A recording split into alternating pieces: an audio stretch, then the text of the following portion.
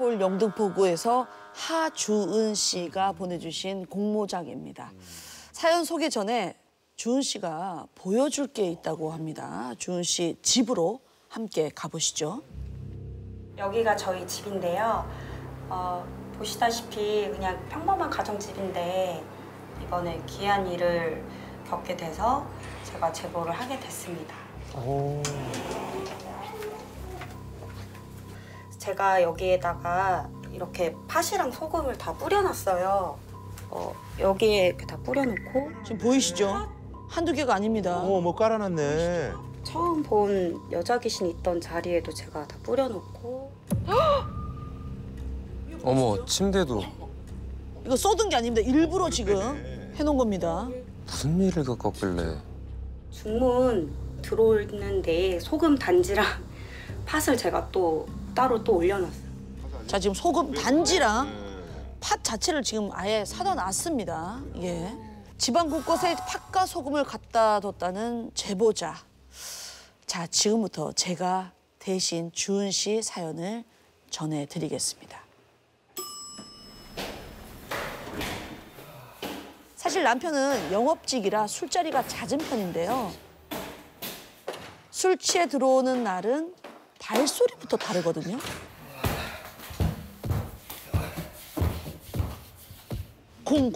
쿵쿵쿵쿵쿵쿵쿵쿵. 왜 그 발망치라고 하죠? 발 뒤꿈치를 바닥에 내리치면서 비틀비틀 걷습니다.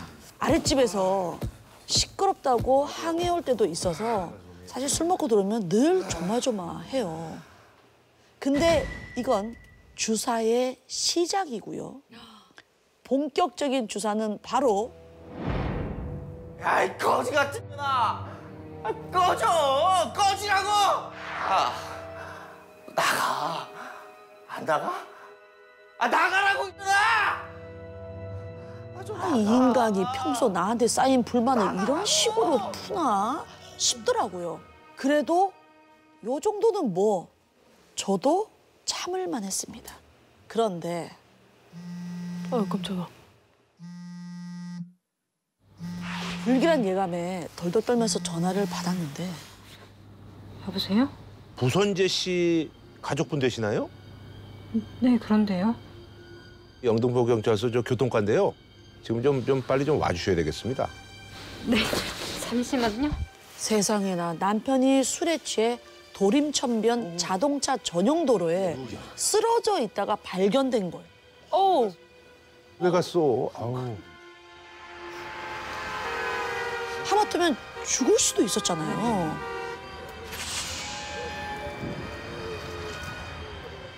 남편 말로는 택시 기사가 자기를 거기 내려주고 그냥 가버렸다는 거예요. 저는 이제 경찰에 그 나쁜 택시 기사를 꼭 좀 잡아달라고 신신당부를 하고 집으로 돌아왔습니다. 그런데 다음 날 경찰이 들려준 이야기는 아주 황당했습니다. 네. 남편이 택시 안에서 계속 쌍욕을 해대더니 기사님을 치고 발로 의자를 차고 아주 난동을 부렸대요. 그러면서 이제 내리겠다고 빨리 세우라고 고래고래 이제 소리를 지르는 거예요. 기사씨! 내려줘! 자동차 전용 도로라 안 된다고 해도 막무가내로 그냥 때를 쓰니까 나중에는 달리는 택시에서 문을 열고 뛰어내리려고 해서 호호호호호.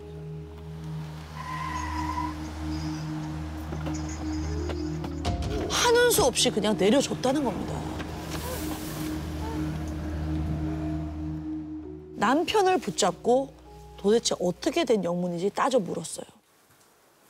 아니, 어제 술을 얼마나 마신 거야? 남편은 크게 한숨을 내쉬더니 내가 술을 많이 마신 게 아니라 믿을 수 없는 얘기를 꺼내놨습니다. 술을 마신 후 택시를 잡아 타고 가는데 졸음이 너무 몰려오더래요. 그래서 깜빡 잠이 들었는데 누가 이렇게 속삭이더래요.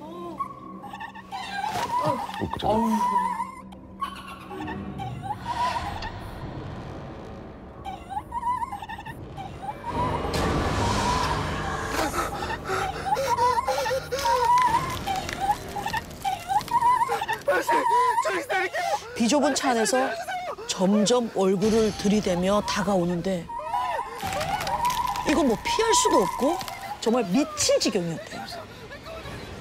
그런데 그 여자는 남편이 익히 알고 있던 얼굴이었대요. 아, 왜 자꾸 달라고 타가지고 귀찮게 하는데! 안 나가? 아, 나가라고! 꺼지라고! 좀 귀찮게 좀 하지 말고 좀 나가라. 그 집안에서 욕하던 그 얘기를 듣자 저는 짜증이 확 나더라고요. 그 귀신이 그 피를 흘리면서 내가 야 그만해. 귀신 타령 좀 그만하라고. 아 지긋지긋해 진짜. 문제는 그 뒤로 또 남편이 그 도로에서 발견됐다는 겁니다. 와, 이 인간 진짜 죽으려고 환장을 했구나. 이대로 넘어가선 안 되겠다 싶더라고요. 오셨어요? 네. 남편이 제일 어려워하는 시부모님을 집으로 모셨습니다. 아버님 어머님 이 사람이 글쎄요 술에 취해서 자동차 전용 도로에서 발견됐다고 경찰한테 연락이 왔지 뭐예요. 그것도 한 번도 아니고 2번이나요. 뭐? 이 자식이 술에 취해 도로에서 아이고 얘가 술을 많이 마신 게 아니라 택시를 타고 집에 오는 길이었는데 택시 안에서 막 귀신이 막 얘기를 다 들은 두 분의 얼굴이 창백해지시더라고요. 왜 그러지? 뭐 아는 게 있나 보다, 아는 게 있나 보다. 시어머니가 남편에게 이상한 걸 묻는 거예요. 그 귀신이 너한테 뭐라고 했어? 글쎄요. 정확하지는 않은데 너도 죽어 이랬던 것 같아요. 아이, 정말 너도 죽어라고 했어? 그랬던 것 같아요. 여보, 그럼 혹시 그때 죽은 그 부선제가? 그날 시아버지는 충격적인 이야기를 들려주셨습니다. 남편이 대학교 3학년 때 있었던 일이라고 해요. 학교 앞에서 큰 개를 만나서 도망치다가 건물 3층에서 추락했던 일이 있었던 거예요.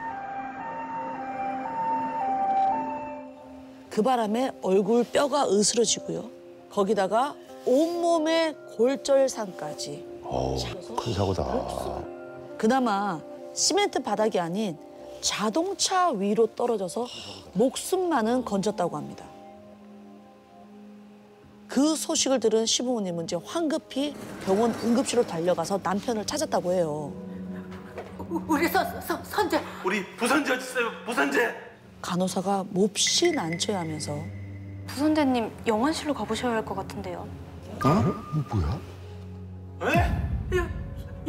영안. 오! 여보! 그 말을 들은 시어머니는 그 자리에서 그냥 실신을 하셨고요. 시아버지는 기다시피 겨우 영안실로 가셨다고 해요. 그런데 이게 무슨 일이었을까요? 하얀 천을 걷고 아들의 얼굴을 확인한 시아버지는 영안실 바닥에 주저앉고 말았습니다. 왜 그러지? 침대에 누워있는 사람은 아들이 아니었다고 합니다. 그날 저희 남편과 비슷한 시간에 교통사고로 실려온 사람이 있었는데 그 사람 이름도 부선재. 이 희성인데 부시가. 부선재가 흔한 이름도 아니고 비슷한 시각 응급실로 나란히 실려왔으니까 간호사가 그런 실수를 했던 거죠. 그런데 더 깨름칙한 것은 나중에 사과를 하러 온 그 간호사가 해준 이야기였습니다. 보호자님 정말 죄송합니다. 저희가 착오가 있어서. 실은 아드님 상태가 더 심각했거든요. 교통사고로 오신 분은 돌아가실 정도는 아니었는데.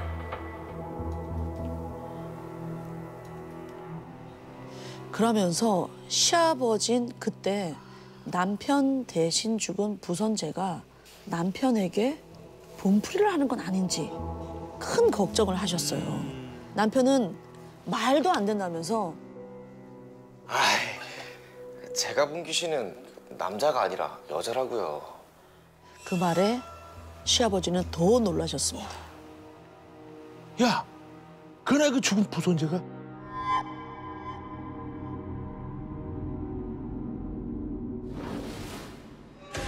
여자였어. 눈도 못 감고 죽었더라고. 그때 본 얼굴이 너무 충격적이어서 아직도 기억이 생생하다고 하셨어요. 그 말에 남편 얼굴은 더 사색이 되어 있습니다. 남편이 본 귀신도 얼굴에 유리가 박혀 있었다는 겁니다. 야야야야.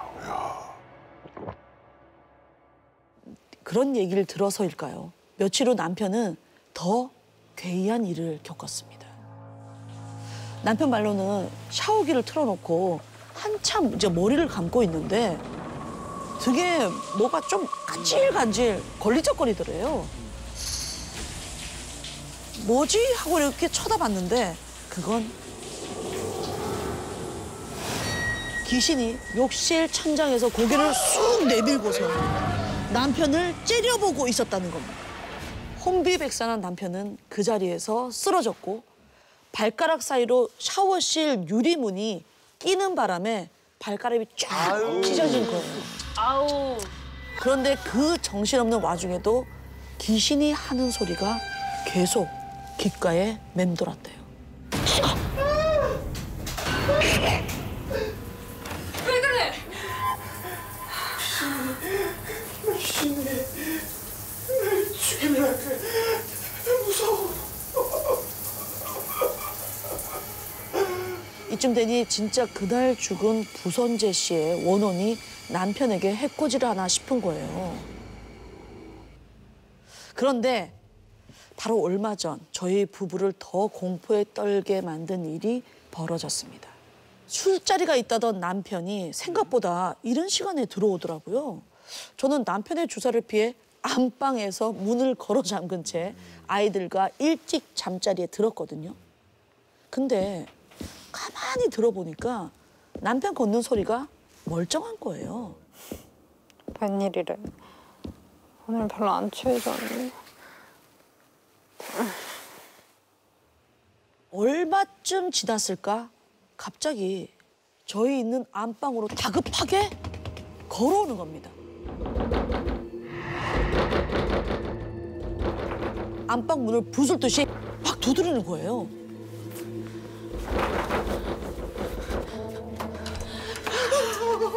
무슨 일이야? 또 그 귀신이야? 저승사자가 날 잡아갈 모양이야. 무슨 말이야? 남편이 들려준 이야기는 이러했습니다. 새벽녘에 뭔가 쎄한 기분이 들어서 눈을 탁 떴는데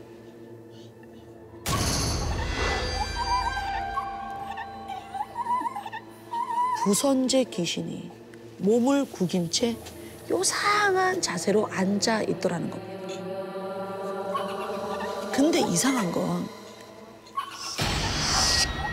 스산하게 웃고 있더래요. 그 귀신이 보고 있는 쪽으로 시선을 돌려보니 암막 커튼 뒤로 시커먼 남자가 서 있더랍니다. 강도다. 그래서 귀신이 웃고 있었구나.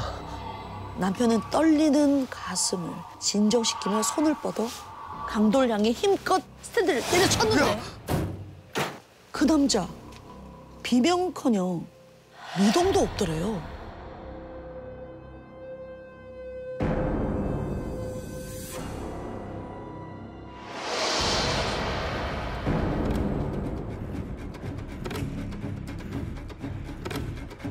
온통 검은색의 남자.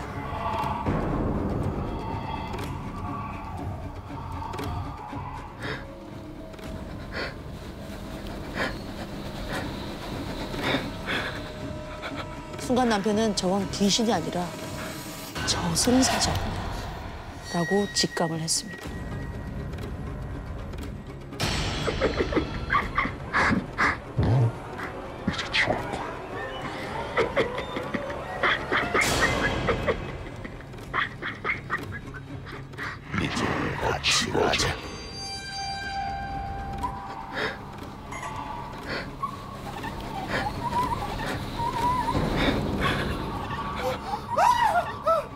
그 말을 들은 남편은 너무나도 무서워서 방을 뛰쳐나왔다는 겁니다.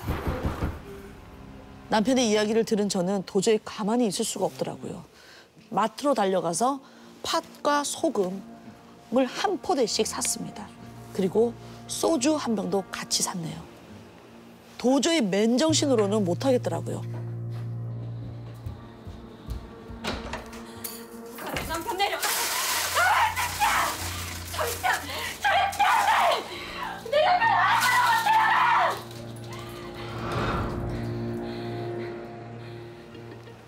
남편은 그 뒤로 여자 귀신도 저승사자도 안 보인다고는 했지만 그 한 주에만 병 걸린 사람 마냥 7kg이나 빠졌어요.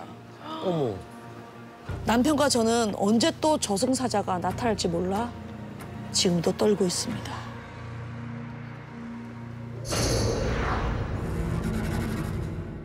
지금으로부터 10년 전 당시 22살이던 제가 푹 빠져있던 것이 있었습니다. 어머. 야, 오늘은 죽지 말고 제대로 막아라.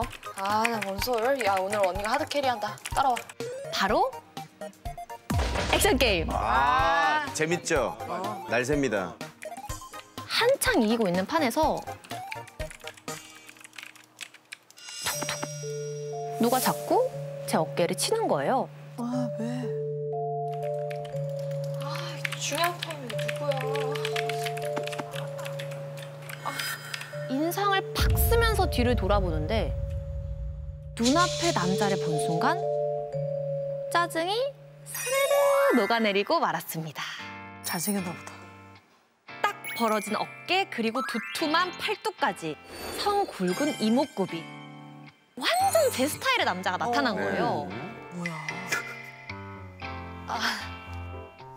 저한테 무슨 볼 일이라도 있으세요? 혹시 그 핸드폰 좀 빌릴 수 있을까요? 자기가 핸드폰을 잃어버린 것 같다고 전화 한 통만 쓸 수 있냐고 묻더라고요. 지금 핸드폰 핑계로 제 번호 물어보는 거 맞잖아요. 딱 그거네. 클래식하네요. 오, 주동글 아직 안 죽었는데. 하지 말라고. 옆에 있던 친구가 신이 나서 막 놀려대는데 막 설레기도 하고 부끄럽기도 하고 그냥 수줍게 핸드폰만 쓱 내밀었어요. 그리고 본인 번호를 찍은 남자는 제게 곧 연락을 하겠다면서 내 자리를 떠났죠. 뭐야? 그러네. 그렇게 그 남자와 저의 인연은 시작됐어요. 아, 어떡해. 저보다 2살 연상인 남자의 이름은 강동석. 우리 동석 오빠 닮은 아들은 얼마나 이쁠까? 아, 너무 멀리 갔다. 아, 너무 멀리 갔었다. 아니야. 오빠는 나 닮은 딸을 낳길 원할 거야. 아이고, 잘 안 되겠다. 정말 벌써 제 머릿속엔 신혼집부터 자녀 계획까지 정말 다 세워져 있을 정도로 푹 빠지고 말았던 거예요. 천년의 이상형이었으니까. 그렇게 한 달 정도 두근두근 썸을 막 타면서 만남을 이어가던 어느 날 밤 나란히 길을 걷는데 오빠가 제 얼굴을 힐끗 자꾸 눈치를 보는 거예요.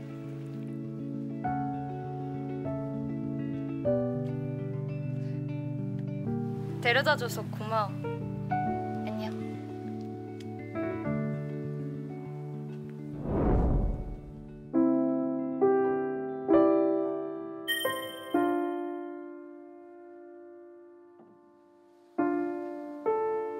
동글아, 나 너한테 할 말 있어.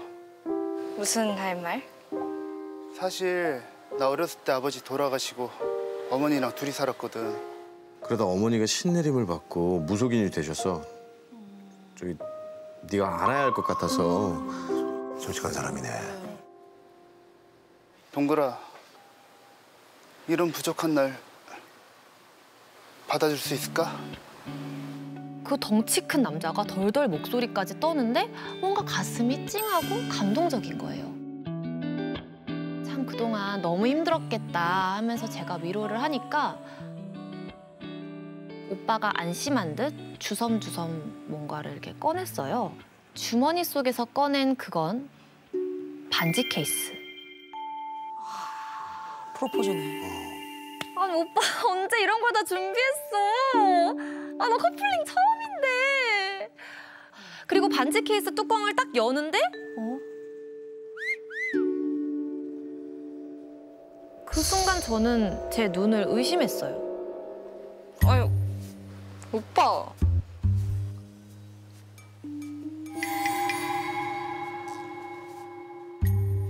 오빠, 반지가 왜 초록색이야? 아, 제목 들어 옷반지인가 보네. 조선시대도 아니고 옷반지를 주면서 고백을 한다니? 오빠 진짜 앤틱하고 유니크하다. 아니 어쩜 이렇게 옷 같은 생각을 다 했지? 이거 우리 아버지 유품이야.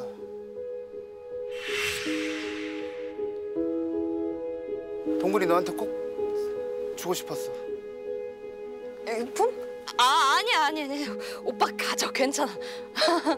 괜찮아.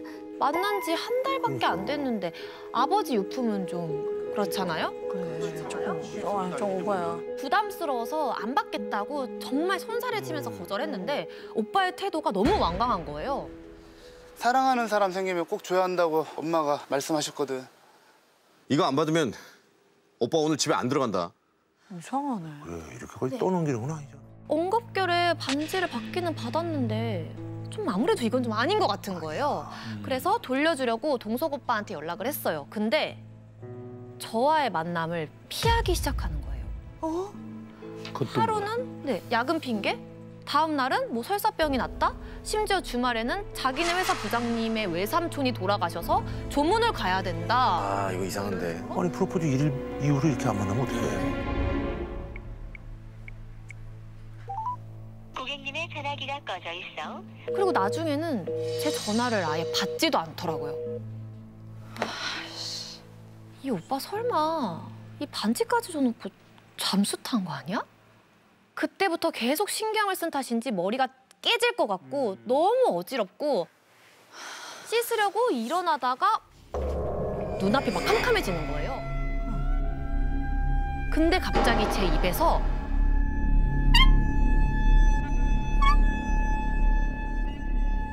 뭐야 이거? 뭐야? 이상한 소리 나는데.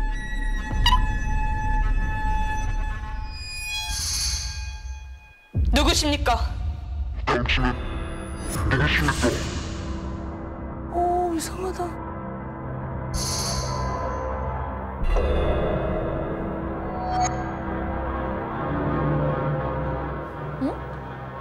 잠깐만, 내가 지금 무슨 말 한 거지?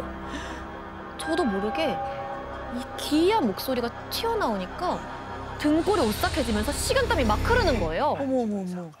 그날 이후로 저는 그런 식으로 자주 정신을 잃거나 기억이 끊기곤 했어요. 본인도 모르고. 그러다 하루는 남동생이랑 함께 치킨을 먹고 있었는데 갑자기 또 눈앞이 흐릿해지더니 어딜 감히 물귀신이 내 동생을 넘봐!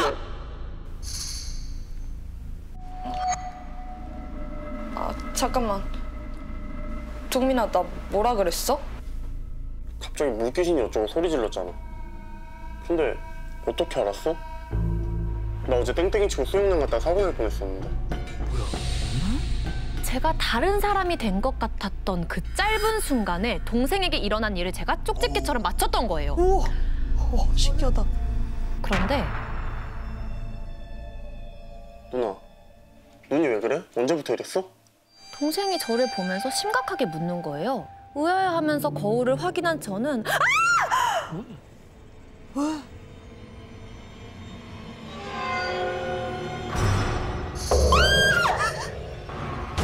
거울 속에 제 두 눈동자가 희뿌옇게 변해 있는 거예요. 이렇게? 다행히 원래대로 눈동자는 돌아왔지만 가끔 정신을 잃게 되는 날이면 또다시 뿌옇게 변하고 말았어요. 매일 밤을 그렇게 막 눈물로 지새우다가 충동적으로 동석 오빠한테 문자를 보내봤어요. 오빠, 나 아파. 오빠가 바로 그 새벽에 저를 만나러 달려온 거예요. 그렇게 해야지. 그래도 진심으로 나를 생각해주고 있구나. 이렇게 감동한 것도 잠시? 뭐야. 생각보다 멀쩡하네. 아이 뭐 알고 있네 이 인간이. 아니 그 이상 증세가 나타날 거라는 걸 알고 있었던 거잖아. 뭐? 오빠 지금 뭐라 그랬어? 이것보단 더 나빠졌을 줄 알았는데.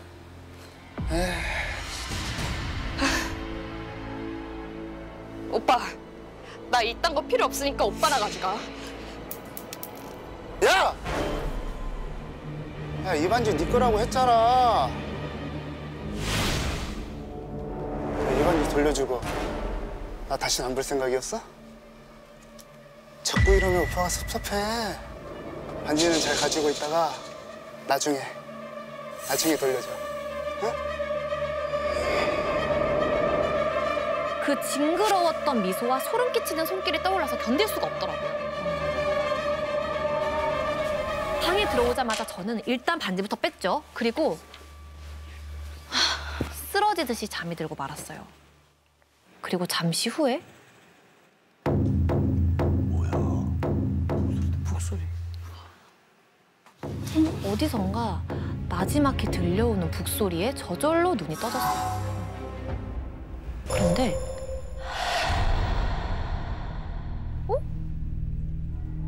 내가 왜 여기 있지? 분명히 제 방 침대에 누워 있었는데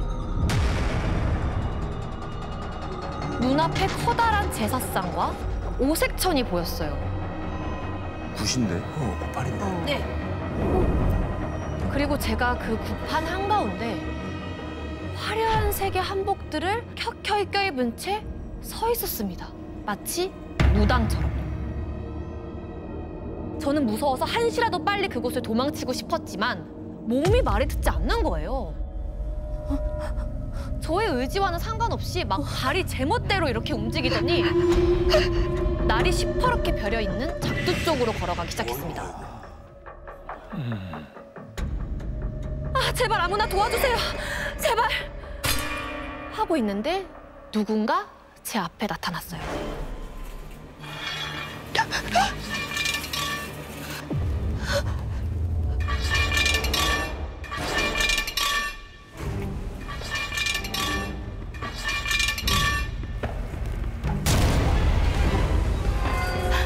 그건 저처럼 무당 옷을 입은 어떤 여자였습니다.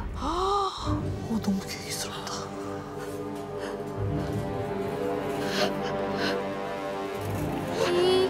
끽 다가오더니 그 칼을 번쩍 높이 치켜들더니 누구십니까?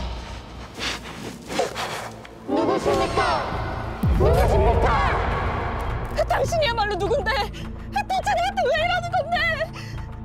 무섭고 억울하고 저는 미친 사람처럼 소리치며 울부짖었어요.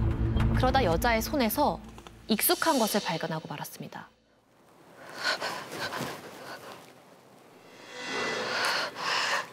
그건 바로 이 옷반지. 네, 설마. 아니야, 아닐 거야. 제 손가락까지 길게 덮고 있는 이 옷소매를 조심스럽게 걷어내자 똑같은 옷반지가 보였어요. 동석 오빠가 억지로 준 그 반지. 그리고 본능적으로 깨달았죠. 이 소름 끼치는 일들이 다 이 반지 때문이다. 저는 공포에 질려서 옷반지를 당장 손에서 빼려고 했습니다. 근데 아무리 힘을 줘도 반지가 꿈쩍도 하질 않는 거예요.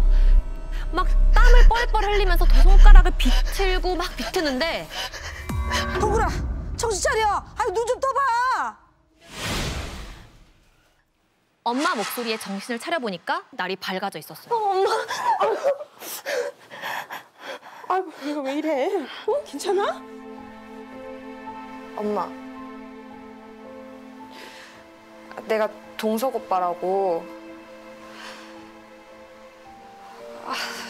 나한테 반지를 줬는데.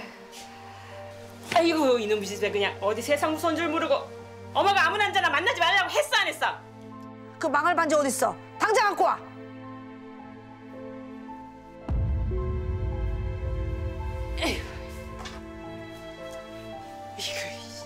엄마는 옷 반지를 보자마자 가차없이 창문 밖으로 던져버리셨고 다행히도 저에게는 더 이상 이상한 현상들이 일어나지 않았어요. 하지만 그때부터 동석 오빠의 소름 돋는 문자가 저를 괴롭히기 시작했어요. 너 내가 준 옷 반지 버렸지? 그치? 나한테 허락도 안 받고 버려? 너 죽고 싶어? 동글아, 오빠 지금 너희 집 앞인데 잠깐만 나올래? 무서워. 오빠가 잠깐 미쳤었나 봐. 그깟 반지 이제 신경 쓰지 마. 대신에 오빠랑 우리 엄마 만나보지 않을래? 엄마? 딱 한 번이면 돼. 무서운 일이잖아. 갑자기 자신의 어머니를 보러 가자며 주소까지 보내는 거예요. 주소를 확인해 보니까 그곳은 다름 아닌 점집이었습니다. 미치겠다. 지금 생각해보면 옷 반지를 일부러 준 것 같아요. 유품을 먼저 달라고 해야 되는 게 맞는 거잖아요. 근데 엄마한테 가보자 하더라고요.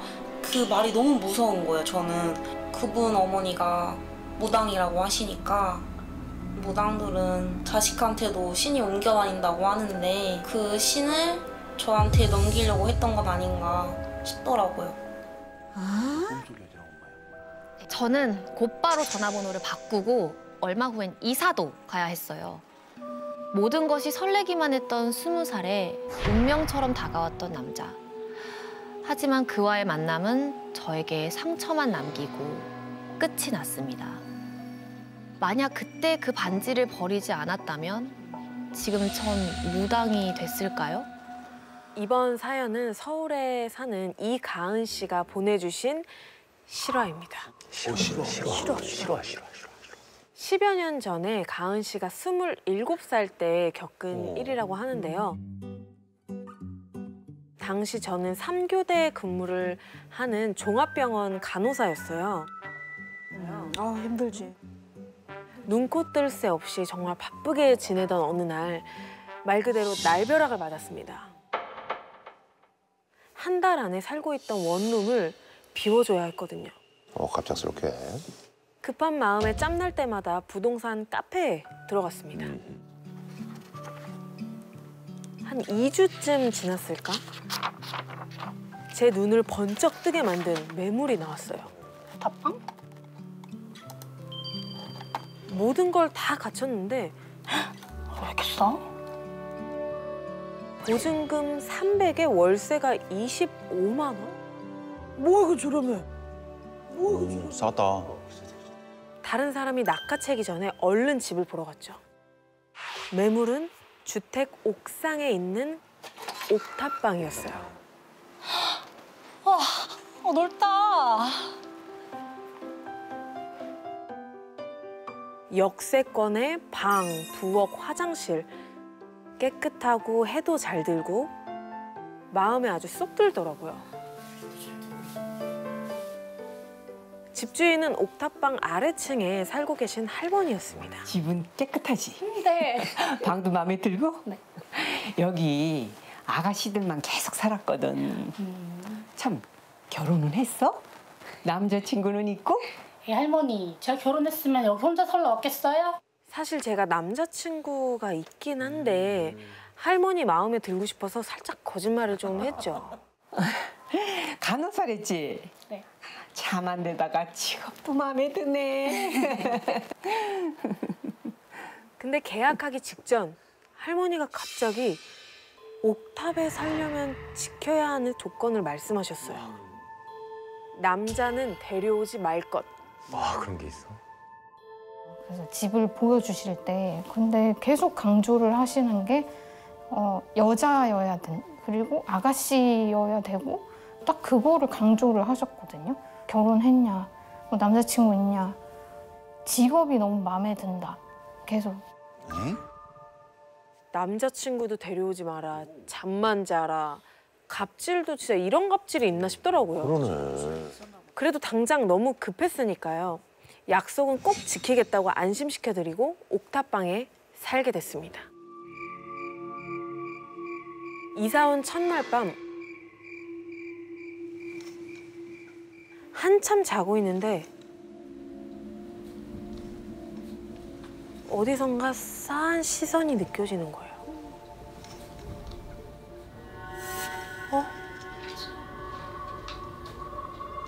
방 창문이 반쯤 열려 있더라고요. 어머.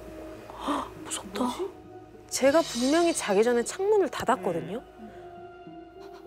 거기 누구세요? 누구세요? 그때 열린 창문 너머로 슥. 할머니! 지금 거기서 뭐 하세요? 할머니가? 어이구, 할머니 왜 그래? 아니, 이사 온 첫날이라서 잘 자나 보러 왔지. 더 자? 응? 제일 무서워요. 이날부터 집에만 오면 자꾸 누가 지켜보는 것 같았어요. 처음엔 지난밤 할머니 때문에 예민해졌나 했는데 아니었습니다.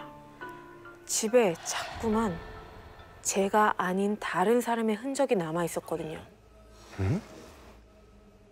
벗어 던져놓고 나간 스타킹이 감쪽같이 사라져 있다거나 화장실 창문이 활짝 열린 채 제 칫솔만 없어진 적도 있었어요. 보안에 취약하네.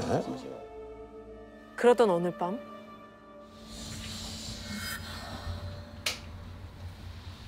샤워를 하고 나왔는데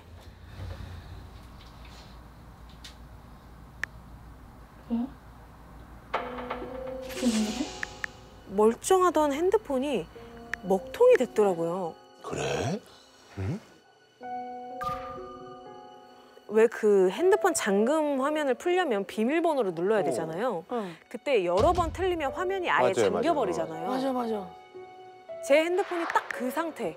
그러니까 제가 씻는 동안 누가 몰래 들어왔나 봐. 제 핸드폰을 열려다가 실패를 한 거예요. 뭐야 이건? 너무 무서워. 숨소리도 죽인 채 주변을 조심스럽게 둘러보는데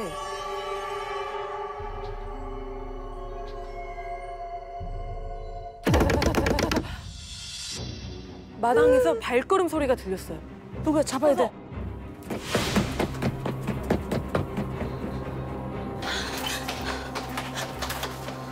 얼른 밖으로 나가봤더니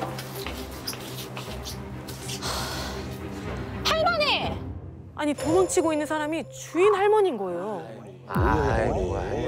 빠르지도 않았을 텐데. 대체 어떤 집주인이 세입자 집에 마음대로 들어와서 휴대폰을 열어보냐고요. 이건 아무리 할머니도 이건 아니다. 이건 정말 제대로 선 넘은 거잖아요.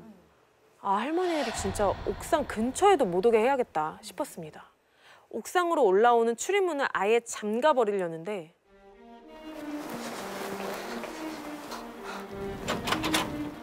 문이 이미 잠겨 있는 거예요. 뭐야? 이거 왜 이래? 문고리에도 안쪽과 바깥쪽이 그쵸, 있잖아요. 일반적으로는 이제 밖에서 못 들어오도록 안에서 걸어 잠글 수 있게 되어 있죠. 근데 이상하게 옥상 출입문은 문고리가 반대로 달려 있더라고요. 가다 놓는 건데 그럼? 저는 꼼짝없이 옥상에 갇힌 거예요. 할머니! 할머니! 문 열어주세요! 할머니! 이 시간에 잠이나 잘 것이지. 왜 나왔어? 아니 무슨 말씀하시는 거예요? 문 왜 잠그셨어요? 문고리는 또 왜 이래요? 무섭겠다. 그러니까 보통은 바깥 사람들이 못 들어오게 잠그잖아요. 근데 거기는 바깥에서 사는 사람을 가둘 수 있는 방향이에요. 이제 제가 할머니한테 이거 도대체 왜 이러냐고 열쇠 아저씨가 실수를 했다는 둥 뭐 말도 안 되는 얘기를 하고요. 할머니 약간 수상하다. 너무 수상한데. 할머니의 선 넘는 그 간섭에 저도 이젠 세입자로서 할 말은 하기로 했습니다. 사실 옥탑방 화장실에 거울이 없거든요. 할머니, 왜 거울 좀 달아주세요. 너무 불편해요. 거울이 왜 필요해? 거울 없는 게 마음 편할걸? 아니 거울 없는 화장실이 어딨어요? 아, 저 여기 사는 거 너무 힘들어요. 그냥 방 뺄게요. 얼마나 살았다고 방을 빼?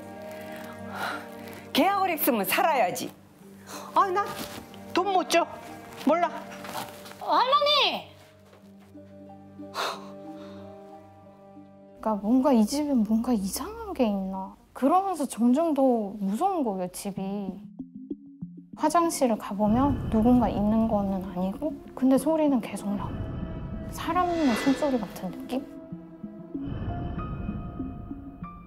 되게 세고 강하고 뭔가 남자 느낌? 어떤 것도 보이지 않더라고요. 결국 제 돈, 재산. 화장실 거울은 제가 달았습니다. 없다니까 좋네. 그러던 어느 밤 화장실 거울 앞에서 나갈 준비를 하고 있는데 남자친구에게 전화가 오더라고요. 오빠. 이제 준비 다 끝났어. 알았어. 금방 갈게. 이따 봐.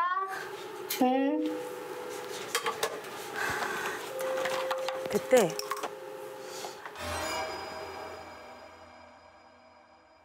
간질간질 뭔가가 제 긴 머리끝을 건드리는 거예요. 양손으로 정수리부터 머리카락 끝까지 쓸어봤는데 아무것도 없었죠. 안심하고 다시 화장을 하려는데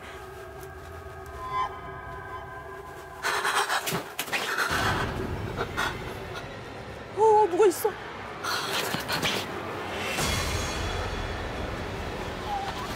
당장 옥탑을 나가려고 문을 여는데 문이 또 열리질 않는 거예요. 또 잠깐 있었어. 또 할머니가 잠근 거죠. 할머니! 문 좀 열어주세요!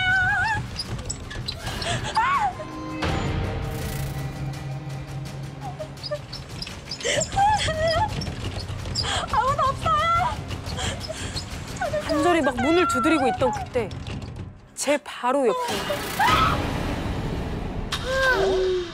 제겐 더 이상 도망갈 곳이 없었어요.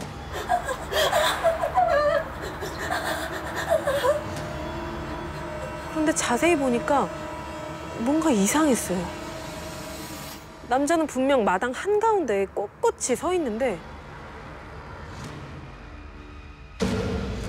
바지 아래로 어떤 것도 보이지 않더라고요. 귀신이네. 귀신이네. 어떤 것도 보이지 않아.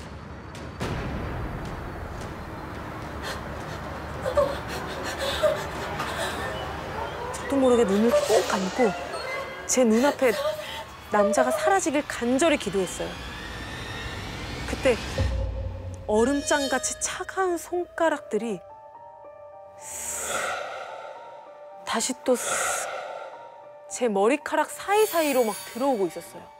그만해라. 소름 끼친다, 이거는.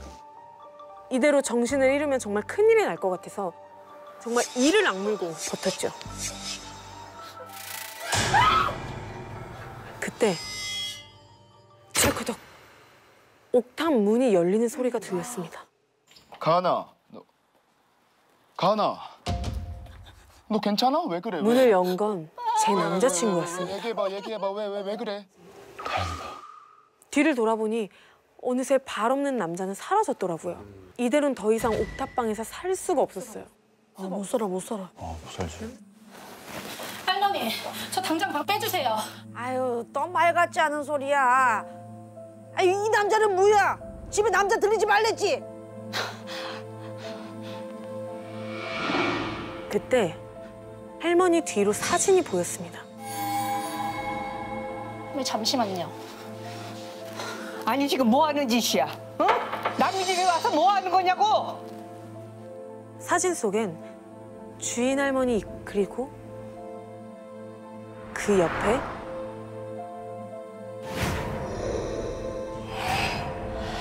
휠체어를 타고 있는 남자가 있었어요. 저 휠체어 탄 남자 누구예요? 우리 둘째. 할머니가 둘째 아들이라고 한 남자는 바로 옥탑에 나타났던 발이 없는 그 남자였습니다. 할머니께 둘째 아들은 지금 어딨냐고 여쭤봤죠.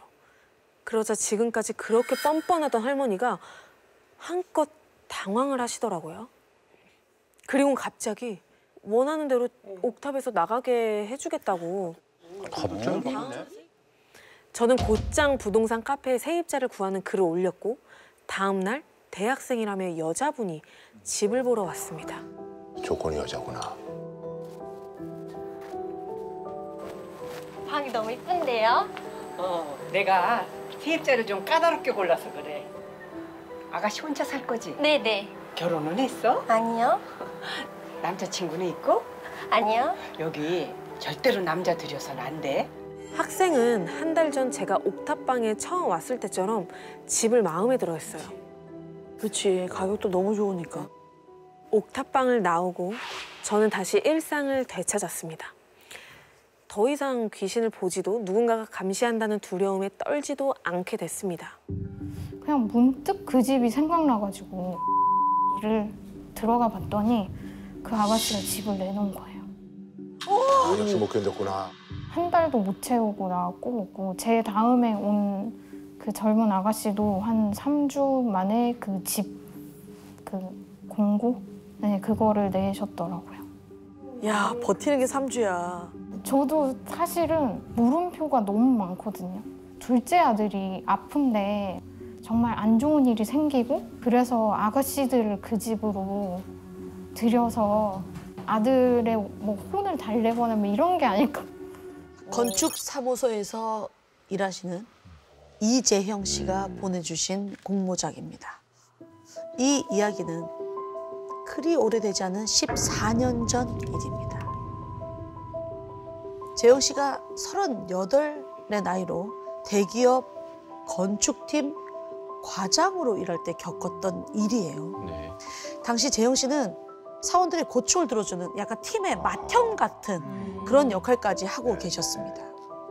그러던 어느 날 팀 후배가 재형 씨에게 고민 상담을 요청을 하는데요. 과장님, 제가 좋아하는 사람이 생겼습니다. 홍주임이 너무 좋은데 저 어떻게 해야 됩니까? 후배가 짝사랑하는 홍주임이 누구냐면 스펙이면 스펙, 외모면 외모, 거의 완벽 그 자체였던 분이시고요. 그러니까 인기가 얼마나 많겠어요. 그 홍주임 좋아한다고 이제 밝히신 분들만 다 한 번씩 좋아해. 10손가락이 모자랄 정도로 너무너무 많았던 거죠. 근데 중요한 것은 이 홍주임의 별명이 있습니다. 그게 뭐냐? 얼음공주. 얼음공주. 인기가 많은 분들 볼 수 있죠. 아주 그냥 고백받는 족족, 아주 차갑고 쌀쌀하게 냉정하게 다 거절하기 때문에 붙은 별명이죠.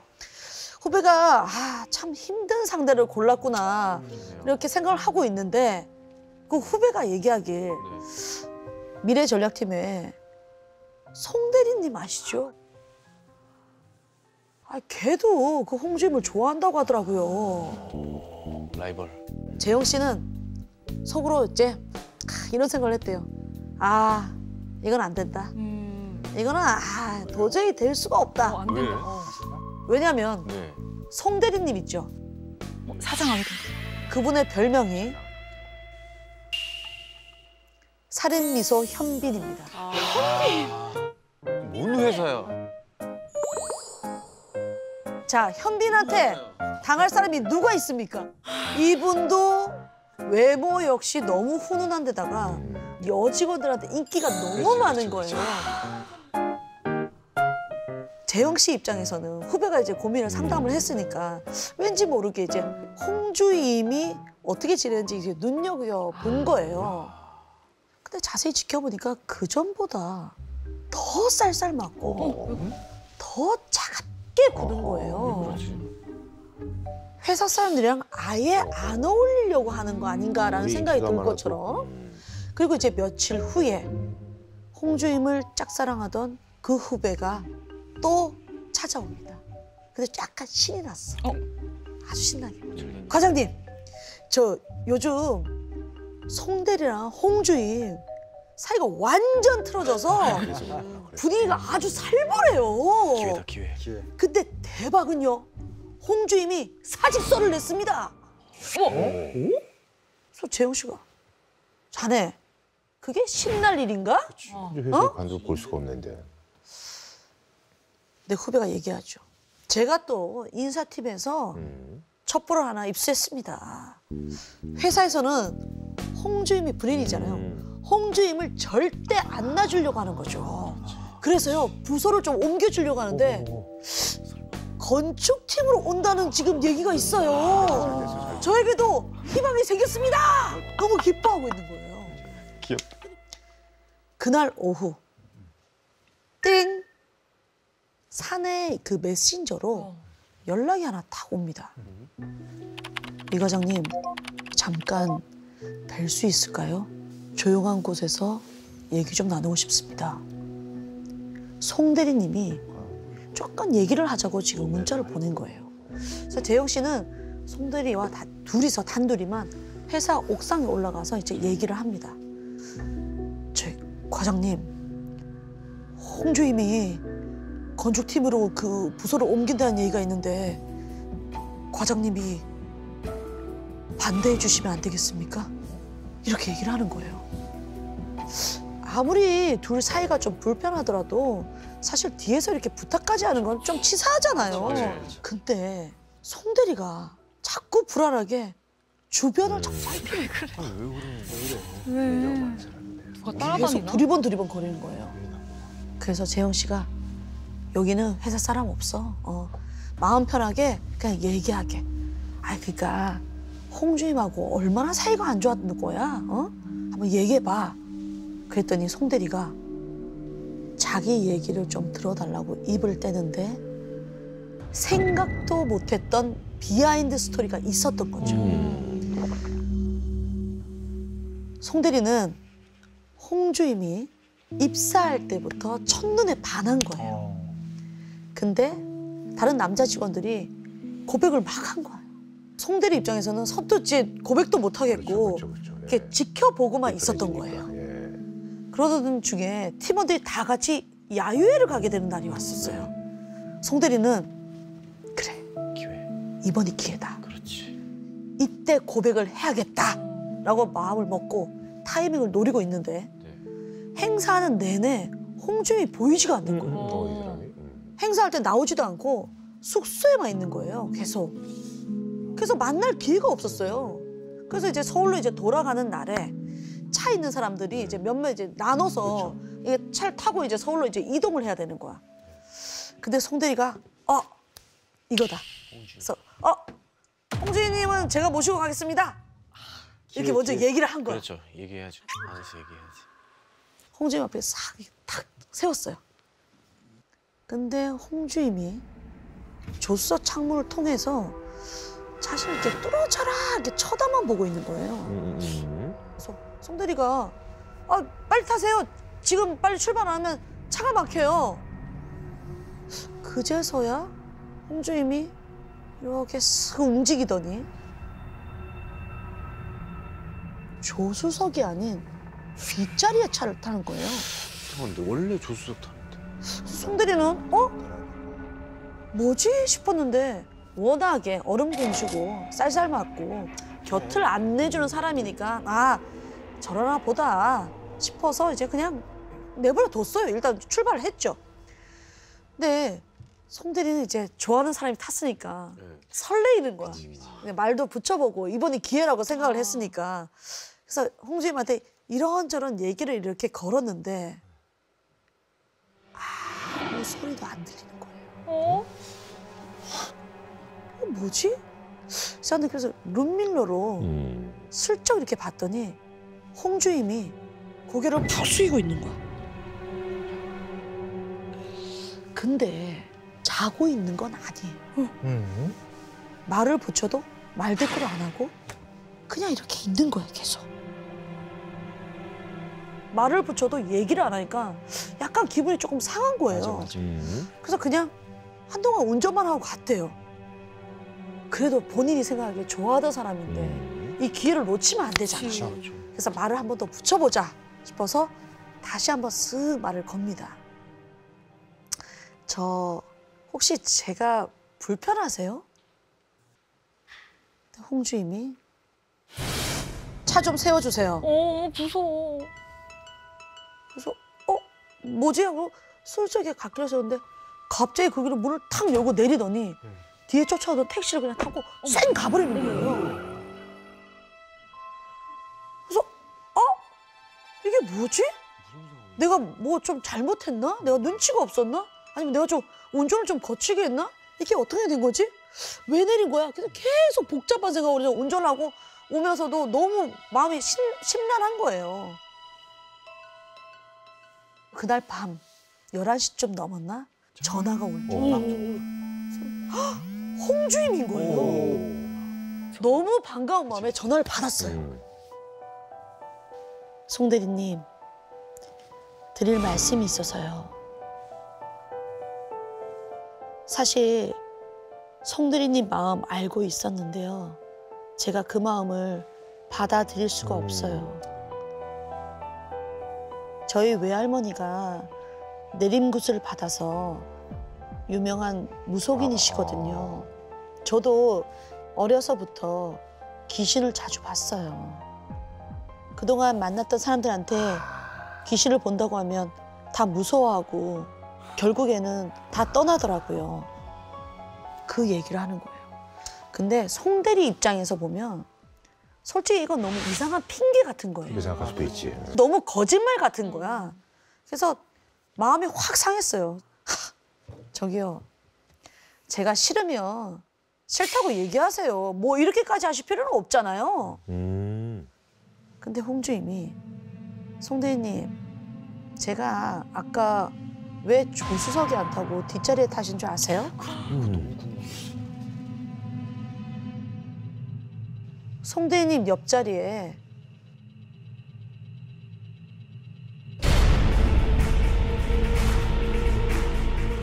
창백한 얼굴의 여자가 앉아 있었어요.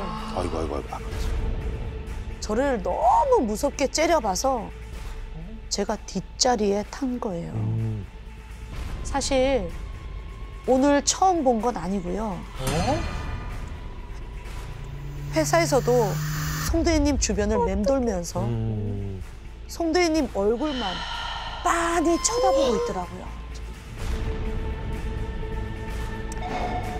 그 여자 오른쪽 볼에 동전만한 점이 있었어요.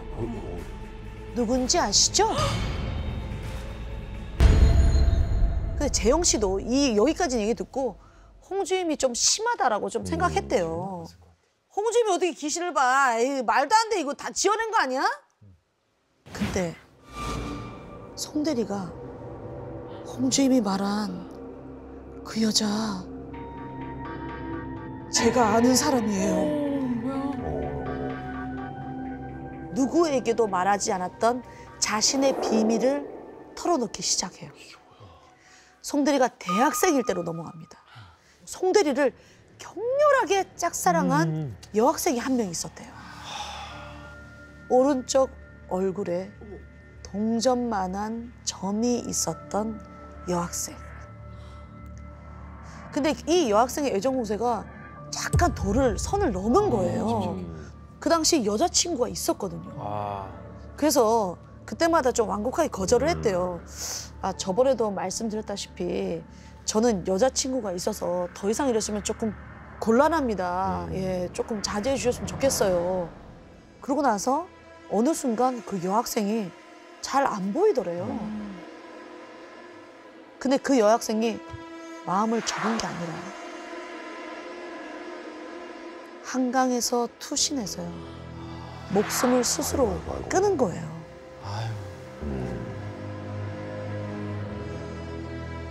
나중에 발견된 그 장문의 유서에는 우리는 언제 어디서든 함께 할 거야.